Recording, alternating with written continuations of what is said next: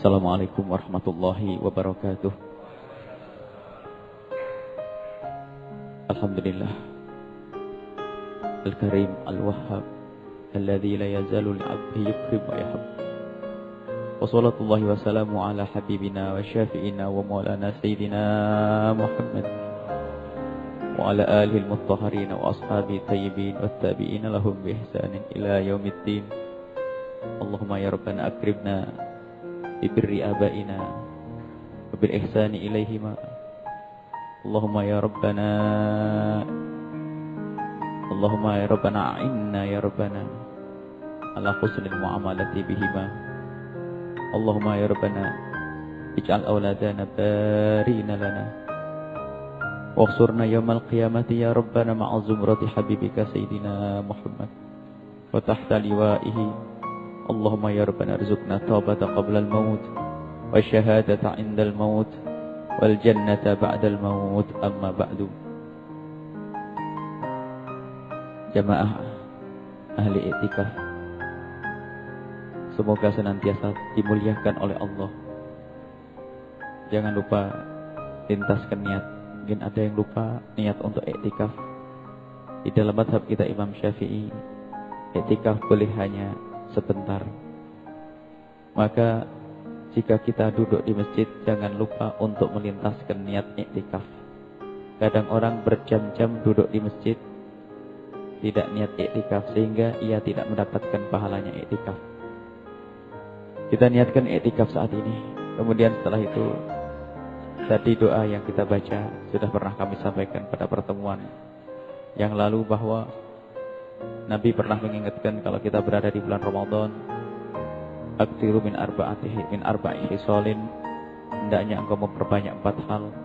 Khaslatan diturduna bihima rabbakum wa khaslatan ilahina lakum anhuma. Hendaknya engkau memperbanyak 4 hal, 2 hal yang engkau sangat, 2 hal yang menjadikan Allah ridho, dan 2 hal yang sangat engkau butuhkan. 2 hal yang menjadikan Allah ridho adalah syahadatu an la ilaha illallah wa tastaghfirunahu. Yang pertama bersyahadat, yang kedua membaca istighfar. 2 hal yang sangat kalian butuhkan, kata Rasulullah, adalah antas'alul jannata, tas'alunal jannata, engkau minta surga, wa ta'udzuuna billahi minan nar, dan minta perlindungan dari api neraka. Ini 4 hal yang alhamdulillah para salafun saleh, guru-guru kita semua mengajari untuk baca itu. Baca doa ini, yaitu asyhadu an la ilaha illallah nastaghfirullah nas'alukal jannata wa na'udzubika minan nar. Asyhadu an la ilaha illallah nastaghfirullah nas'alukal jannata wa na'udzubika minan nar. Yang pertama syahadat, istighfar. Nas'alukal jannata, aku minta surga kepadamu ya Allah, dan aku minta perlindungan dari api neraka. Kemudian setelah itu ditambah, kita kenal waktu di Hadramut doanya seperti ini. Ditambah satu terakhir, doa Lailatul Qadar. Doa Lailatul Qadar adalah doa waktu Siti Aisyah bertanya kepada Rasulullah, kalau aku ketemu Lailatul Qadar, bertemu Lailatul Qadar, baca apa? Dijawab Rasulullah, kuli, katakanlah wahai Aisyah, Allahumma innaka afuwun tuhibbul afwa fa'fu anni. Sehingga kita baca, Allahumma innaka afuwun karim tuhibbul afwa fa'fu anna. Allahumma innaka afuwun karim tuhibbul afwa fa'fu anna. Allahumma innaka afuwun karim tuhibbul afwa fa'fu anna ya karim. Itu diperbanyak doa-doa itu. Di sela-sela biasanya kalau habis baca Al-Qur'an berapa ini dikasih jeda itu. Kalau habis sholat berapa rakaat dikasih jeda seperti itu. Habis ngerjain apa ada jedanya seperti itu, untuk memperbanyak kita zikir-zikir yang dihimbau oleh Nabi SAW tersebut. Jadi itu ada sunnah, itu adalah sunnahnya di bulan Ramadan. Dan sebaik-baik zikir yaitu di bulan Ramadan, karena himbauan khusus dari Nabi SAW. Dan yang lainnya juga bagus zikir, termasuk baca subhanallah. Cuman semua itu kalau bisa ditempatkan pada tempatnya. Ya, malam-malam seperti ini kita perbanyak nanti. Yang ingin melanjutkan i'tikaf lagi, antara sholat baca zikir tersebut, antara sholat zikir tersebut. Baca Al-Quran setengah juz atau 2 lembar baca, atau 1 ayat 1 surat selesai baca doa-doa tersebut. Baik, kita akan lanjutkan perjalanan kita.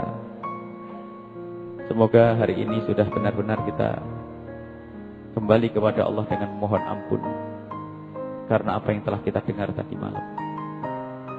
Tidak akan kita sampai kepada Allah jika kita masih membawa kekotoran ini. Maka hendaknya kita minta ampun. Minta ampun kepada Allah. Dan semalam kita bersama-sama untuk belajar tobat kepada Allah Subhanahu wa ta'ala. Dan cara-cara tobat kepada Allah Subhanahu wa ta'ala. Beristighfar kepada Allah, menyadari kesalahan-kesalahan kita. Dan terus itu, bukan hanya semalam saja kita mengoreksi diri kita. Semalam itu kita hanya berbekal. Kemudian setelah itu kita jadikan bahan renungan setiap saat. Dosa-dosa kita kepada Allah, khususnya di bulan mulia ini. Semoga Allah mengampuni dosa kita. Dan terus itu.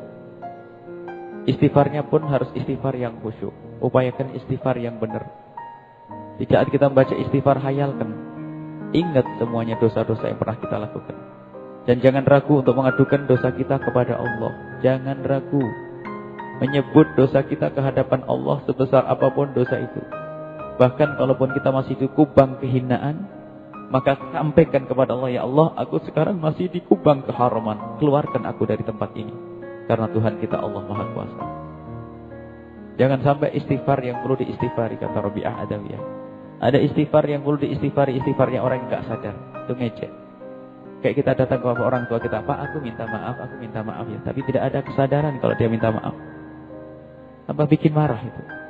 Jadi istighfar kita harus kita sadari kalau kita saat itu menyadari dosa-dosa kita. Jangan istighfar yang perlu diistighfari. Istighfarnya orang yang tidak sadar kalau dia dosa. Istighfarnya di lidah saja berucap istighfar berkali-kali. Astagfirullahaladzim. Baik, insyaallah semoga hubungan kita kepada Allah terbenahi tadi malam. Sekarang kita tinggal hubungan dengan sesama manusia. Bagaimana kita minta maaf kepada mereka. Yang paling berat adalah urusan dengan manusia. Kalau dengan Allah cukup di tengah malam kita mengadu, menangis, meneteskan air mata, menyesali segala dosa, insya Allah akan beres di hadapan Allah. Tapi dengan manusia ini berat. Dan antara Allah dengan manusia tidak bisa disamakan. Jauh. Allah selalu Maha Pengasih. Kalau manusia mungkin ada hawa nafsu, ada konflik kita dengan manusia. Maka di sini lebih berat urusan dengan manusia. Maka harus lebih berbekal urusan dengan manusia ini. Malam ini kita akan membicarakan hubungan kita dengan orang yang sangat baik dengan kita. Dan Allah pilihkan dan tidak memberi kesempatan kita untuk memilih. Sebab kawan itu ada yang kita diberi kesempatan oleh Allah untuk memilih. Ada kawan yang oleh Allah tidak diberi kesempatan untuk memilih. Yang diberi oleh Allah bagian atau kesempatan untuk memilih, misalnya pasangan, tetangga. Tapi ada yang kita tidak bisa memilih, diberi oleh Allah, ya itulah yang diberikan Allah kepada kita. Apa itu? Orang tua. Allah memberikan kepada kita orang tua. Wa qadara rabbuka alla ta'budu illa iyyahu wa bil walidaini ihsana. Sudah ketentuan dari Allah bahwa jangan menyembah kecuali kepada Allah. Dan hendaknya berbuat baik kepada kedua orang tua. Dan Imam Bukhari dan Imam Muslim menyebutkan, ala unabbi'ukum, Rasulullah memberitahu. Ala unabbi'ukum, tidakkah kau ingin aku kasih tahu? Min akbaril kabair, paling gedenya dosa. Para sahabat Nabi menjawab, iya ya Rasulullah, aku ingin tahu paling gedenya dosa agar aku bisa menghindar. Dijawab oleh Rasulullah, al-isyraku billahi wal uququ lil walidaini, menyekutukan Allah dan durhaka kepada orang tua. Durhaka kepada orang tua dijajar dengan menyekutukan kepada Allah. Bahkan perintah untuk beribadah kepada Allah dan juga dijajar dengan perintah berbuat baik kepada orang tua. Bersyukur, anishkurli wali walidaik, syukurlah kepadaku Allah di situ dan kepada orang tua. Begitu besarnya haknya orang tua. Orang tua, masya Allah. Sehingga kalau ada orang durhaka kepada orang tua, itu tidak bakal selamat. Biarpun dia punya banyak kebaikan. Dikatakan tidak bakal selamat biarpun dia punya banyak kebaikan. Durhaka kepada orang tua adalah pintu neraka yang paling lebar. Dan kullu dzambin yu'akhirullahu 'uqubatahu yaumal qiyamati illa uquqal walidaini fa innallaha yu'ajjiluhu fid dunya qabla al-mamat. Semua dosa itu hukumannya akan ditunda nanti di akhirat. Kecuali durhaka kepada orang tua itu didahulukan hukumannya di dunia sebelum di akhirat. Jadi kalau orang durhaka kepada orang tua itu harus ada hukumannya kalau tidak segera tobat. Dan tidak bakal menuai kebahagiaan. Akan didatangkan hukuman bagi orang yang durhaka kepada orang tua di dunia. Bahkan sampai dikatakan oleh sebagian ulama, kalaupun orang punya masalah hari ini, jangan jauh-jauh. Tengok masa lalumu dengan orang tuamu. Segera benahi, maka itu jalan yang paling tepat untuk membenahi jalan hidupmu hari ini. Orang tua yang telah dijadikan oleh Allah sebab kelahiranmu. Yang dengan penuh kasih sayang menyusuimu, merawatmu dan seterusnya. Orang tua. Dan durhaka kepada orang tua ini akan menjadikan sebab seseorang itu susah untuk meninggal dalam keadaan mengucapkan la ilaha illallah. Dan sungguh besar dosanya. Salah satu layat turunallahu ilaihim, 3 orang yang tidak bakal dilihat oleh Allah, wa la yadkhulunal jannata, tidak akan masuk surga. Lagi-lagi al-aqul walidayhi, orang durhaka kepada orang tua. Ini pemahaman masalah ini sangat jelas. Cuman di dalam dunia praktek ini kita sudah sadar belum bahwasanya durhaka kepada orang tua itu yang kita lakukan tadi sore. Kita kadang ngerti ilmu. Sampai suatu ketika ada orang bertanya bahwa aku punya anak mondok 8 tahun tapi masih berani dengan saya. Oh, nah. Ilmu di otak lain, ilmu di hati. Orang bisa saja paham ini durhaka ke orang tua itu dosa. Tapi di saat di rumah dia masih bentak ke orang tuanya. Mungkin dia tidak peduli kepada orang tuanya. Tidak ada rindu kepada orang tuanya. Karena ilmu akhlak itu harus dibangun dari hati. Itulah ilmu tasawuf. Gak cukup orang bisa menghafal 1000 hadis tentang durhaka ke orang tua. Gak cukup. Tapi harus disentuh kesadarannya. Gimana engkau dengan orang tuamu? Hubunganmu dengan orang tuamu. Masya Allah. Orang tua yang berjuang untuk kita. Awas orang tua. Dan nanti ada yang harus kita pelajari. Apa sebab kita menjadi durhaka kepada orang tua? Yang paling pertama biasanya karena baiknya orang tua. Kita ini memang orang sering kurang ajar. Dengan orang yang baik dengan kita, yang yakin kebaikannya, kita suka ngentengin. Orang tua terlalu baik dengan kita, sehingga karena begitu pemaafnya orang tua kita, begitu kasihnya orang tua kita begitu mudah urusan dengan orang tua. Padahal dilarang oleh Al-Quran, wala taqul lahuma uffin. Jangan engkau berkata kepada orang tuamu dengan uff. Uff itu apa sih? Uff itu kalimat yang paling ringan. Kalau seandainya ada kalimat yang paling ringan yang menunjukkan ketidaknyamanan dengan orang tua, pasti disebut oleh Al-Quran. Uff, itu hanya begini.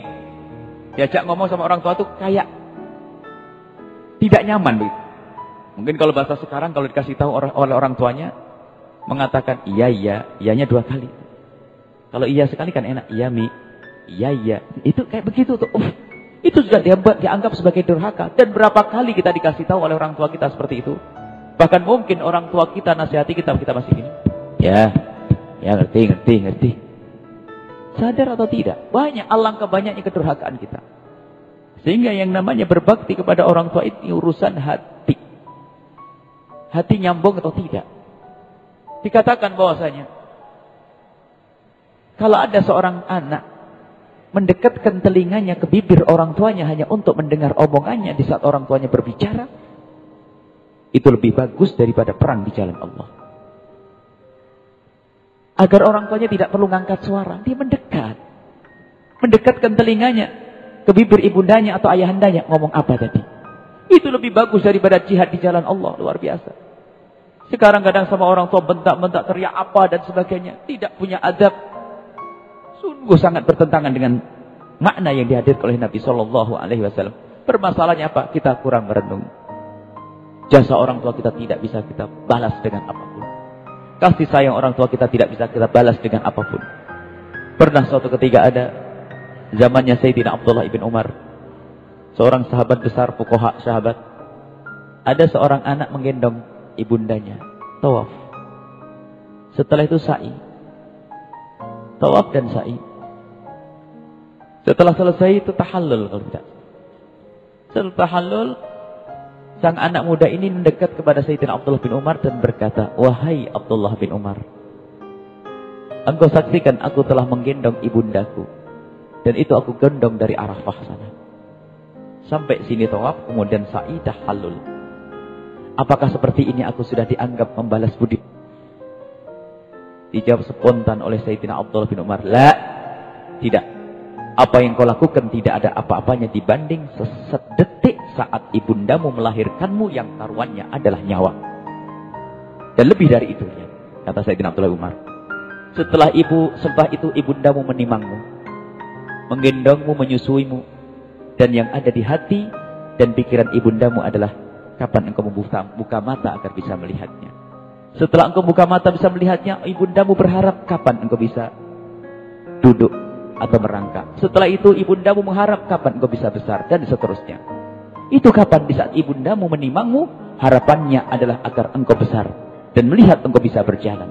Tapi alangkah banyaknya seorang anak yang menggendong ibundanya akan tetapi terlintas di hatinya, kapan ibundaku akan mati.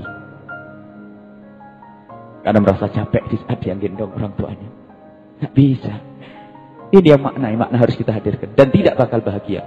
Kalau ada orang durhaka kepada orang tuanya hari ini, akan dibalas oleh Allah secepatnya di dunia. Kalaupun dia seorang pengusaha akan hancur. Kalau tidak hancur akan dikirim istri yang tidak benar. Kalau istrinya benar akan dikirim anak lebih jahat dari dia. Tidak bisa tidak ini. Makanya kalau tiba-tiba kita punya anak nggak benar, tanyakan dulu kita bagaimana dengan orang tua kita. Mumpung kita masih ada kesempatan saat ini. Didik anak birru abakum tabirukum abnaukum. Kita berbakti pada orang tua secara otomatis Allah akan menjadikan anak kita berbakti. Ingat, berbakti bukan basa-basi. Basa-basi tidak jalan, tidak laku. Karena berbakti ke orang tua itu Allah yang lihat, bukan manusia yang lihat, dan bukan orang tua kita yang lihat. Basa-basi mah bisa kalau di depan orang, masya Allah ibu baik ini. Tapi ternyata hati tidak pernah nyambung. Jujur, Anda yang merantau, yang jauh dari tempat orang tua. Setelah Anda sholat hari raya Idul Fitri, siapa orang pertama yang Anda telepon? Tanyakan diri Anda sendiri. Bos yang telah memberikan hadiah mobil, motor, atau teman kerja yang sangat baik? Ibu diberi telepon yang ke nomor 25? Sadar atau tidak makna-makna semacam ini?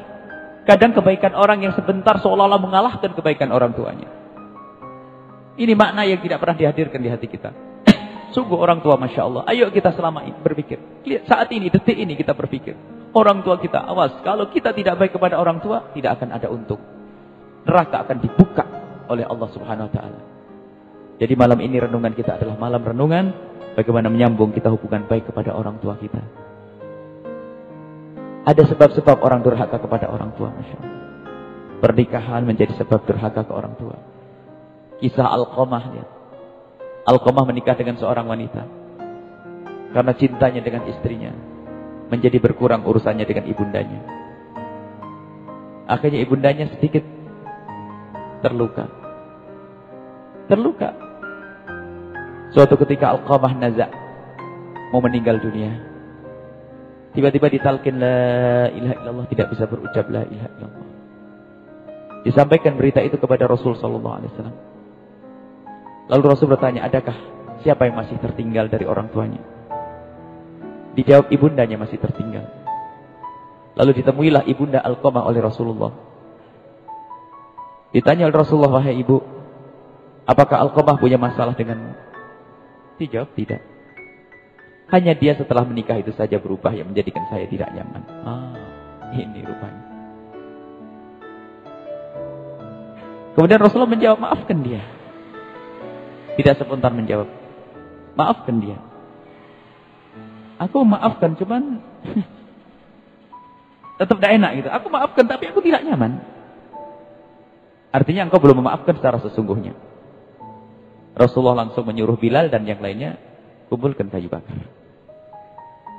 Untuk apa ya Rasulullah? Sudah, kumpulkan kayu bakar.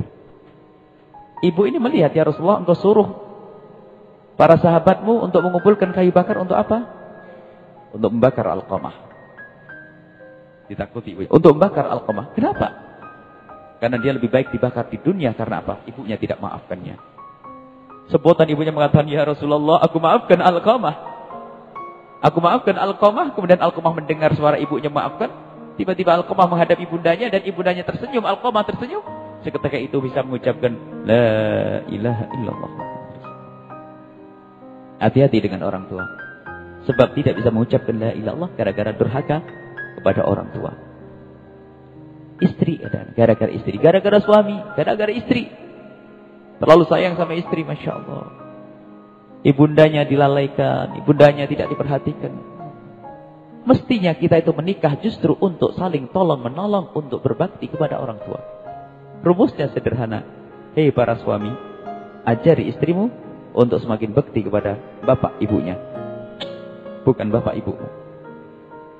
Bapak ibunya. Hei para istri yang di belakang sana, ajari suamimu untuk berbakti kepada bapak ibunya. Sebab ada seorang suami itu tidak senang kalau istrinya dekat-dekat sama bapak ibunya. Ada seorang istri suaminya itu bantu ibunya, bantu duit itu marah. Ada. Masya Allah. Itu adalah istri-istri pembawa neraka jahanam itu. Mestinya senang kalau suaminya berbuat baik pada bapak ibunya, didukung. Abang berbuat baik pada abang, bapaknya sendiri. Mestinya dibantu. Jadi jadikanlah hidup kita untuk masuk surga dengan saling tolong menolong untuk berbakti kepada orang tua.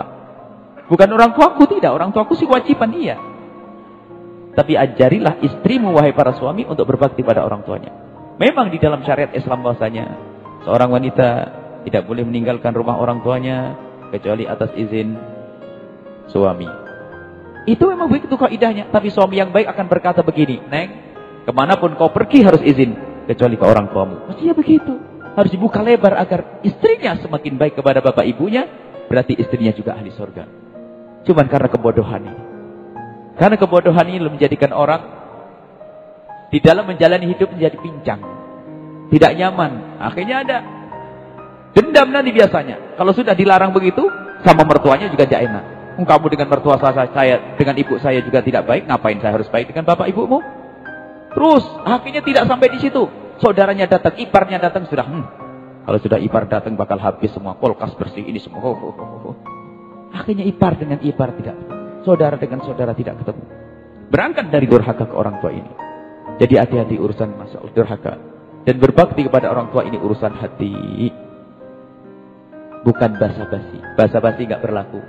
Pernah kami buatkan contoh. Basa-basi berbakti. Anak gadis umur 22 tahun, 21 tahun. Di kamar, kerjaannya main HP sama laptop. Jam 9 malam buka kamar, di pintu kamarnya. Pas pintu kamarnya tembus dapur. Tahu ibunya lagi nyuci di dapur. Pintu ditutup lagi. Nyuci piring ibunya di dapur. Pintu ditutup lagi. Setelah ini beberapa menit ditunggu berapa jam, 20 menit. Keluar. Setelah keluar langsung jalan bergegas. Buru-buru langsung dekat ibunya. Mama, kenapa tidak dikasih tahu teteh biar teteh yang nyuci piringnya? Mulai tadi dia lihat bapak ibunya nyuci piring, dia tidak mau datang. Basa-basi nggak laku.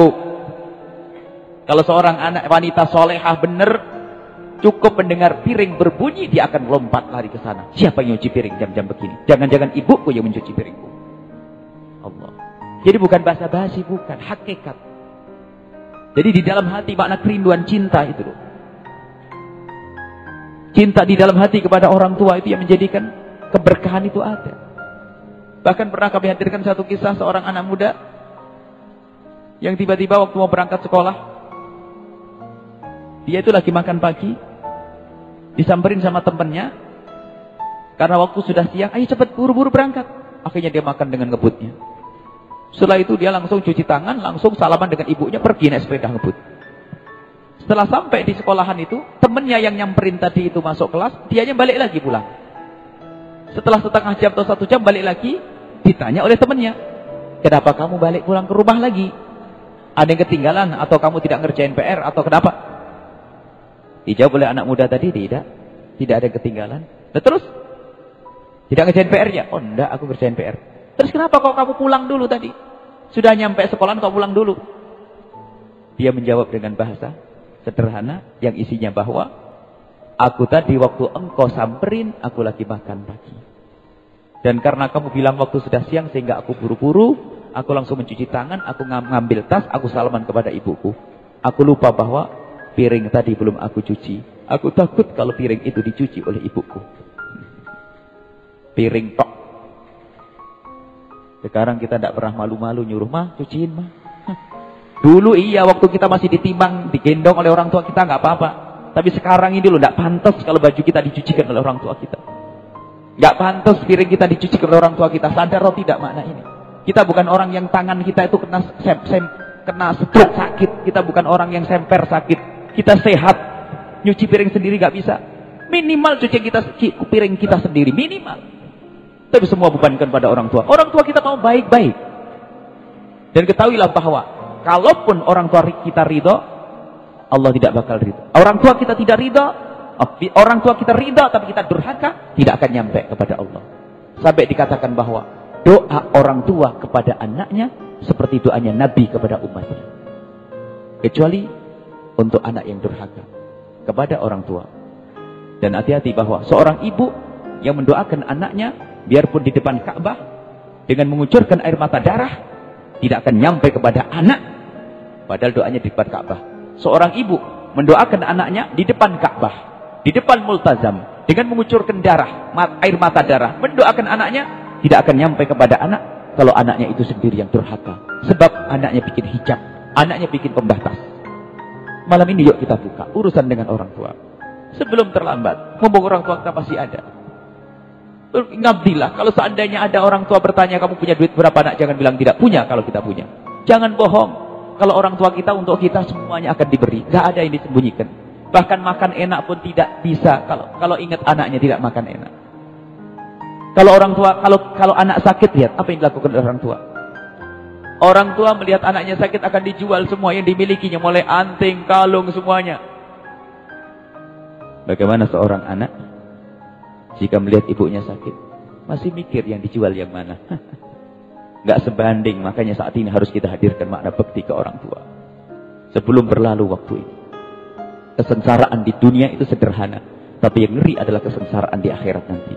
Semuanya ayo belajar bagaimana kita untuk benah diri, berbakti kepada orang tua. Tidak cukup basa-basi. Harus hakikat dari hati dan kita terus belajar. Belajar terus mengingat kebaikan orang tua. Mengingat wajah orang tua. Bahkan disebutkan juga memandang orang tua itu kebaikan lebih dari segalanya. Apa yang bisa kita lakukan dari sujud, rakaat, sholat? Tidak bisa dibanding dengan memandang wajah orang tua dengan pandangan yang sejuk dan penuh cinta. Melihat orang tua itu pahala. Melihat wajah orang tua itu pahala. Ya. Apalagi sambil kita renungi, lihat keriput wajahnya. Matanya yang sudah melek. Kemudian jalannya tertarik. Kita pandang dengan mata kasih, itu pahala luar biasa. Agar hidup hati kita untuk mencintai orang tua. Kadang Masya Allah orang kalau memang nasibnya ahli neraka, itu gak pernah punya kesadaran. Sudah orang tuanya sakit, gak peduli, bentak-bentak lagi. Oh. Itu memang nasib ahli neraka itu. Insya Allah ini semua adalah ahli surga semua. Amin. Lihat orang tuamu. Jangan sampai kita masuk neraka gara-gara orang tua kita. Sebab orang tua adalah pintu surga, bukan pintu neraka. Masih ada waktu. Kesempatan untuk taubat, untuk kembali kepada Allah Subhanahu wa taala. Hari ini, malam ini, detik ini juga kita bersama orang tua. Hadirkan nanti di dalam permohonan kita kepada orang tua kita. Untuk orang tua kita, kita sebut nama beliau. Di hati kita terus setiap saat. Jangan putus. Dan nanti ada bagi orang, mungkin saya orang tua sudah meninggal dunia, bagaimana? Orang tua saya sudah meninggal dunia misalnya. Masih ada kesempatan selagi nyawa masih ada di kandung badan kita. Mungkin dulu kita belum punya ilmu. Semoga Allah maafkan. Saat inilah waktunya kita belajar. Mungkin ada di antara kita yang mempunyai orang tua sudah meninggal dunia. Bagaimana cara bertobat? Aku dulu belum sempat berbakti. Ngomong pada orang tuaku kasar. Selalu aku repotkan. Aku hanya kuliah tok. Setiap pulang bawa baju kotor sambil mentak-mentak. Mana duitnya, mana ininya. Baju ini belum setrika. Ini Allah. Kalau tidak tobat hari ini, kapan lagi tobatnya? Menunda tobat itu dosa loh ya. Menunda tobat itu dosa. Saat ini pun tobat kita dengan orang tua kita. Saat ini. Yang telah meninggal dunia orang tuanya, tobatnya pun hari ini. Gak usah nunda esok hari. Yang pertama lakukan yang perlu kita lakukan untuk bertobat kepada orang tua kita yang telah mendahului kita. Yang pertama adalah, ingat, jangan Anda berdoa kecuali orang tua Anda bawa dalam doa. Bawa dalam doa itu kan gak repot. Tapi orang sering lupa karena hatinya gak nyambung sama orang tua. Jangan Anda berdoa. Biasa minta, ya Allah semoga perusahaanku jalan, ya Allah semoga rizkiku banyak, ya Allah semoga anakku, semoga. Mana ibunya? Mana bapaknya? Permasalahannya hatinya itu loh nggak nyambung. Itu loh durhaka. Jadi jangan berdoa kecuali orang tuamu engkau bawa di dalam doamu. Dan doa untuk orang tua sederhana, enggak repot. Allahumma ya Allah ampunilah orang tuaku dan berikan kasih sayang. Allahumma firlahu warhamhu. Allah firlahu warhamhu. Allah firlahu warhamhu. Itu tak intinya. Kalau mau Anda tambah, ya Allah lapangkan kuburnya, berikan Allah, lipat gandakan pahalanya itu. Tapi paling tidak ini harus diingat. Dan ingat benar, bukan hanya sekedar doa-doa di lidah. Allahumma firlahu. Kita hadir. Jadi yang pertama adalah jangan Anda berdoa kecuali orang tua kita bawa. Kalau yang pertama ini termasuk waktu orang tua masih hidup ini, yang waktu hidup dan meninggal, kita sering berdoa. Coba ingat, kita sering berdoa, mana orang tua kita sebut atau tidak? Lupa itu saja menunjukkan kalau kita nggak sambung. Nomor 2 loh, setelah Allah baru orang tua, nanti lihat. Orang tua. Jadi kita apa di dalam doa kita? Yang kedua adalah kalau ada rizki, ada apapun kebaikan yang diberikan Allah pada kita dari rizki dan kenikmatan, tolong sisihkan dan berikan kepada tempat-tempat yang mulia, apakah orang fakir, miskin, masjid, pesantren atau apa, niatkan untuk orang tua.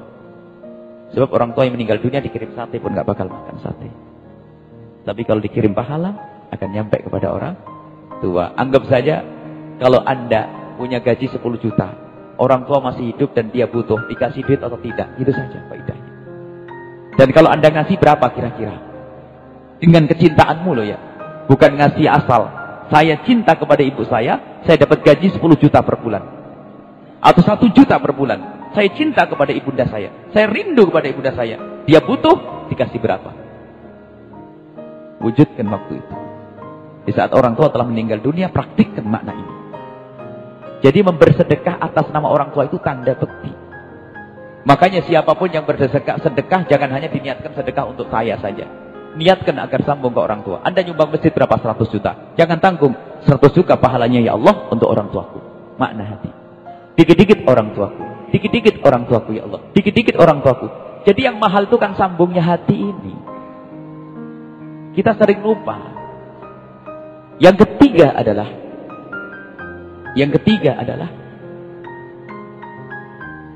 baikilah orang-orang yang pernah dibaikin oleh orang tuamu. Sabda Nabi SAW, min abarril birri silatu wuddi abihi, termasuk berbekti yang sangat luar biasa adalah menyambung silaturahmi yang pernah disambung oleh orang tua kita. Menyambung silaturahminya orang tua.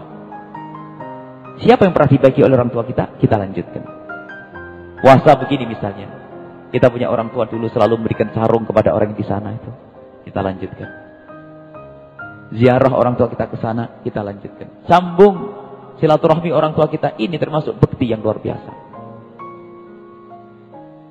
Dan termasuk yang sering orang lupa dan lalai adalah berbuat baik dengan anak-anak orang tua kita. Siapa anak-anak orang tua kita? Siapa anak-anak orang tua kita? Saudara. Ini yang sering lupa. Bapaknya meninggal dunia, rebutan waris. Ini ahli neraka paling dalam. Insya Allah akan kita bahas pada pertemuan yang akan datang. Sama saudara berantem bulat gara-gara warisan. Durhakanya manusia, ahli neraka dia. Tidak bakal selamat manusia ini yang rebut waris saudaranya itu. Karena apa? Ngambil haknya saudaranya. Yang pertama, yang kedua durhaka ke orang tua. Yang ketiga mutus tali persaudaraan. Ini ada begini. Oh, orang tuanya pasti sayang ke adiknya, kok diembat duit adiknya. Tidak ada. Biarpun dia ibadah umroh kayak apa, haji, nggak ada gunanya. Makanya harus kita lanjutkan nanti. Tidak cukup malam ini. Insya Allah kita terus ya, sambung ini. Jadi malam ini kita dengan orang tua kita. Ayo kita benahi hubungan dengan orang tua. Sesuatu yang mubah, kalau sudah menjadi perintah orang tua jadi wajib.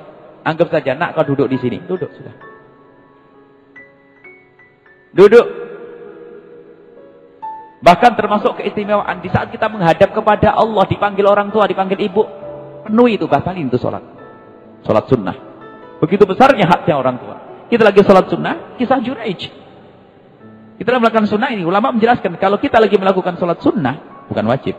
Kemudian orang tua kita memanggil kita dan kita tahu butuh, selesaikan. Kecuali sholat sunnahnya bisa dipercepat karena mungkin sudah hampir selesai, assalamualaikum. Kalau tidak, masih awal, sambut itu orang tua. Begitu besarnya haknya orang tua. Khususnya ibu. Khususnya ibu, Masya Allah. Dan ini semuanya perlu renungan. Gak cukup ilmu di otak. Karena sering kita kedatangan orang bahwasanya anak saya nyantri 7 tahun, 8 tahun, tapi sama saya masih kasar. Oh ya. Karena ilmunya hanya di otak. Ilmu itu perlu ditanamkan di hati. Disentuh kesadaran orang itu. Saat ini loh kita harus menyentuh kesadaran kita sendiri. Oh, ilmu banyak bisa. Belum tentu masuk ke hati. Sekarang semuanya gak usah nengok orang lain. Gak usah nengok saudara kita. Gak usah nengok paman kita yang kurang ajar sama bapaknya. Tapi kita nengok diri kita. Bagaimana kita dengan orang tua. Berapa kali kita ngomong kasar hari ini saja. Kadang ada seorang anak nyium tangan orang tuanya saja ragu-ragu. Ini kan aneh. Nyium tangan orang tuanya ragu-ragu. Cium. Ada kesombongan dengan orang tua ini bagaimana? Ini nyium tangan orang tuanya saja ragu-ragu. Ini ada. Bukan karena apa? Karena belum terbiasa dengan pendidikan yang baik. Cium orang tua. Cium keningnya. Janahatul itu tawaduk kepada orang tua. Sampai disebutkan Sayyidina Hasan dalam riwayat Ibn Ali bin Abi Thalib. Atau yang lainnya. Bahwasanya beliau tidak mau makan dengan ibunda beliau. Tidak mau makan dengan ibundanya. Lalu ditanya, kenapa kau tidak mau makan dengan ibumu? Apakah jijik? Oh tidak. Lalu kenapa kamu tidak mau makan dengan ibumu? Aku tidak mau makan dengan ibuku karena aku takut. Di saat ibuku melihat satu makanan, tangan beliau belum nyampe, sudah aku dahului dengan tanganku. Allah. Takut dahului itu. Masya Allah. Jadi memang perlu pendidikan terus. Berbakti ke orang tua. Ini pendidikan yang tidak ada hentinya. Terus kita renungi, kita renungi, kita renungi. Cepat minta maaf pada orang tua. Turunkan suara di saat kamu dengan orang tua. Jangan keras-keras. Dekatkan mulut kita ke telinga beliau agar beliau mendengar. Atau sebaliknya di saat beliau berbicara, kita dekatkan telinga kita. Jadi dari perilaku zahirnya pun terlihat indah. Semoga Allah memberikan hati kita hati yang benar-benar mencintai orang tua kita. Ini urusan hati, bukan urusan ilmu, teori. Teori mah gampang. Akhlak bukan teori. Akhlak itu harus menjadi syajiyah. Menjadi darah daging. Menyatu dengan kita. Sehingga dimanapun kita berada tetap bisa berbakti kepada orang tua. Bukan di depan orang saja. Kadang ada orang baik di kantor ini. Kalau dilihat oleh orang baik sama orang tuanya, dibonceng di jalan. Tapi kalau sampai di rumah, karena dia hanya action saja. Saya seorang direktur kok sama orang tua nggak baik. Inilah bahan untuk renungan kita malam hari ini. Coba semuanya pulang ke rumah masing-masing orang tua kita. Kita perhatikan orang tua. Khususnya masalah pernikahan, hati-hati. Gara-gara pernikahan banyak sekali sama orang tua jadi berubah. Gara-gara pernikahan. Seorang anak gadis masih numpang dengan ibunya. Setelah menikah saking cintanya sama suaminya. Oh, saking cintanya sama suaminya. Beli kue atau beli buah. Waktu masuk ke rumah orang tuanya, rupanya ibundanya ada di ruang tamu. Pakai kerudung, ini gadis cantik pakai kerudung, katanya si solehah. Sama suaminya, rupanya karena ini buah kesukaan suaminya. Setelah masuk ke rumah, rupanya ibunya ada di ruang tengah begitu. Takut ibunya yang lihat kerudungnya dipanjangin. Assalamualaikum, langsung masuk ke kamar begitu. Ketawa-ketawa sama suaminya, makan di kamar. Giliran sisa-sisa buah setengah busuk baru dikasihkan ibundanya. Model apa kayak gitu. Padahal ibu tidak bakal mengambil banyak. Kalau seandainya kita sodorkan, paling mengambil yang paling kecil. Cuman permasalahan hatinya sudah rusak. Misalnya kalau ngomong sama abang-abang, kasih ibu dulu ya. Iya. Cuman enggak, dia sudah terlalu ini. Cinta yang salah kayak begini. Begitu ibunya dikasih sisa-sisanya. Dan model semacam ini ada di mana-mana. Sekarang kita perlu koreksi diri. Pernah ada orang datang, ini nyata juga. Seorang ibu bercerita bahwa alhamdulillah saya itu sudah dapat gaji. Saya diangkat jadi pegawai. Tapi di sisi lain saya juga mendapatkan uang dari suami saya. Uang suami saya makan ini. Tapi uang saya tabung, Bu ya. Gimana hukumnya saya itu kalau memberikan bantuan kepada ibu saya tanpa sepengetahuan suami saya? Saya bertanya, Bu, ini duit siapa? Duitnya suami atau duitnya ibu? Dijawab, duit saya sendiri, Bu ya. Oh, kalau duit suami awas. Mengeluarkan duitnya suami tanpa izin suami hukumnya haram dan dosa. Hati-hati. Tapi kalau duitnya ibu mau dikasihkan siapa saja juga boleh. Jadikan tukang beca, orang di warung sana boleh. Apalagi ibu dikasihkan kepada ibunya ibu. Mau dikasihkan orang tua sangat boleh. Langsung dia ngomong, alhamdulillah. Jadi nggak dosa ya saya ngasih ibu saya bantuan orang tua saya.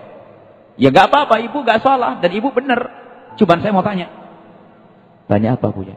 Memangnya kenapa kalau ngasih ke ibu kok suami nggak boleh tahu? Sambil melengos dia ngomong, aduh ya kalau suami saya tahu marah-marah. Salah pilih tuh, suami nggak bener tuh. Istrinya baik sama ibunya nggak boleh. Rugi bener kalau punya suami kayak begitu tuh Bu. Punya suami, istrinya mau baik sama ibunya nggak boleh. Dan ada kisah yang serupa. Seorang pengusaha berhasil datang sama anaknya. Biasanya sama istrinya, tiba-tiba datang sama anaknya saja. Kemudian setelah itu ngomong, mau curhat nih. Curhat emang kan?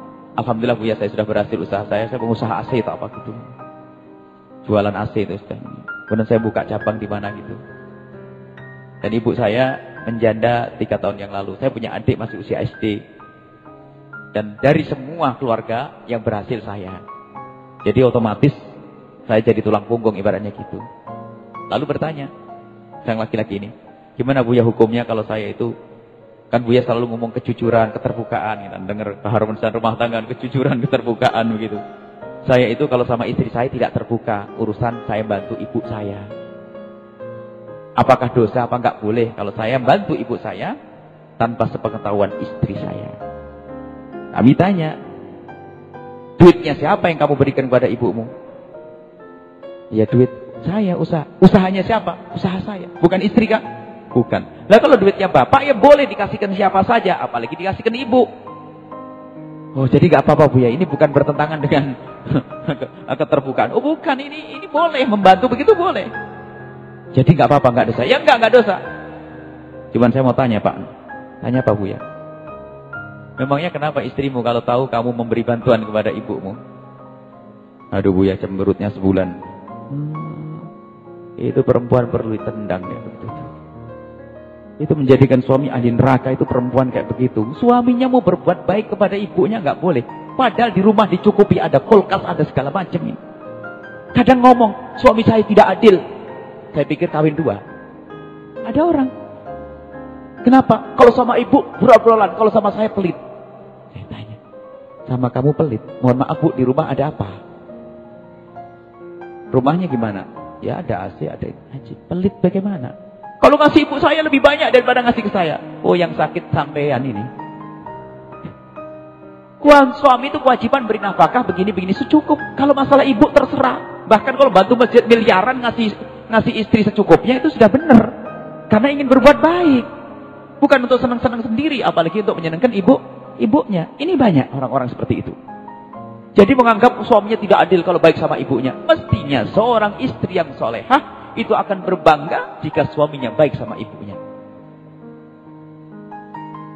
Ini harus diperhatikan. Jadi kuncinya tadi jangan lupa, wahai para suami, bantu istrimu untuk baik kepada bapak ibu. Dan wahai para istri, bantu suamimu untuk baik pada bapak ibunya. Dan wahai para suami, bantu istrimu untuk baik dengan bapak ibunya. Dan itu bahasa cinta yang dahsyat kalau orang paham.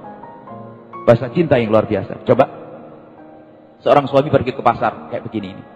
Menjelang lebaran ini. Ditemani sama sang istri. Rupanya suami itu beli macam-macam. Ada kerudung, ada mukena, ada ini, ada sarung. Sampai istrinya bingung. Abang ini beli banyak-banyak untuk apa sih? Sudahlah, diam aja. Ya pengen tahu lah. Sudahlah, diam. Sampai di rumah dibungkus sendiri sama sang suami.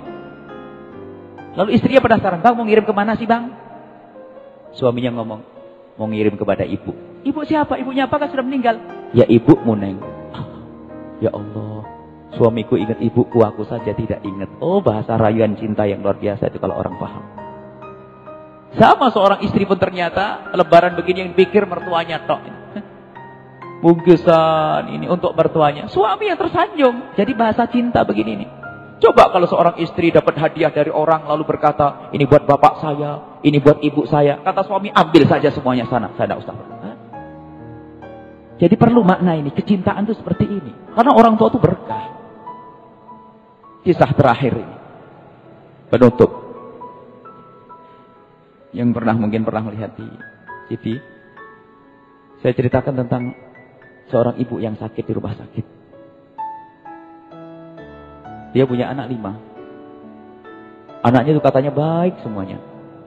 Cuman waktu ibunya sakit, rupanya di saat suruh giliran jaga ibundanya pada ribut. Rupanya pada tidak mau giliran. Terus maunya gimana? Maunya bareng-bareng nunggu. Karena takut ini ibunya meninggal ini. Karena parah sekali sakitnya. Sehingga rupanya 5 anak itu gak mau bergilir. Maunya giliran 2 begitu. Atau 1. Enggak, semuanya kumpul. Saya kadang tidur di bawah ranjang ibunya. Ada yang di emper, ada ini. 5 anak semuanya. Setiap hari dekat ada yang megang kakinya, memegang keningnya. Masya Allah. Ini ibu bahagia benar punya anak baik-baik, soleh-solehah. Terus sehari, 2 hari, 3 hari, 4 hari, 5 hari. Semuanya ngumpul di situ. Sampai keluarganya maklum semuanya karena pendidikannya baik semuanya. Anak-anaknya yang di rumah ya sudah. Kunjung aja, tak pergi, kunjung pergi. Tapi 5 anaknya itu selalu ada di situ. Paling keluar sebentar saja. Setelah beberapa hari, ada salah satu anak perempuannya pergi ke tempatnya sang dokter. Pengen tahu kabar bapak ibunya itu kayak apa. Pergi ke tempatnya dokter, dikasih tahu sama dokter, oh alhamdulillah ibumu sudah baik. Artinya, sudah boleh dibawa pulang. Alhamdulillah benar, dokter boleh dibawa pulang. Oh iya, ibu sudah fit, sudah baik sekali.